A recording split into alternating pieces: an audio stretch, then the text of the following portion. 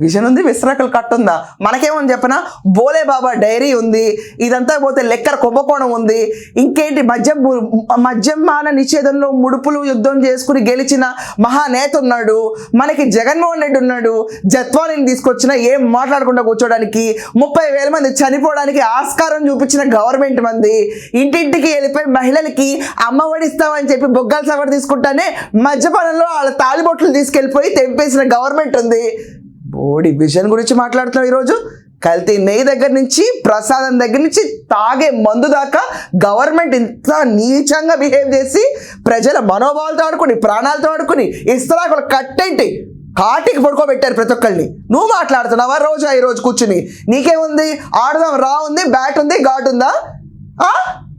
ఏం మాట్లాడుతున్నావు? బ్యాట్లు, గాడ్లు, హెల్మెట్లు నువ్వు వేసుకున్నావా? నాకు చెప్పు సత్యభామ, చెప్పాలి కదా నువ్వు ఏదో ఒకటి నాకు సమాధానం. విజన్ విస్తరాకులు కట్ట ఎవరు నిర్మించాడు? సైబరాబాద్ చంద్రబాబు నాయుడు గారు. ఎవరు చూస్తాడు క్వాంటమ్ వ్యాలీ? చంద్రబాబు నాయుడు గారు. గూగుల్ ఎందుకు వచ్చింది? 13 బిలియన్ ఇన్వెస్ట్ చేసుకుంటా, 15 బిలియన్ ఎవరు చూసి వచ్చింది? చంద్రబాబు నాయుడు గారు బ్రాండ్ ఇమేజ్ చూసి వచ్చింది. హైదరాబాద్ ఈరోజు డెవలప్ అవడానికి రీజన్ ఎవరు?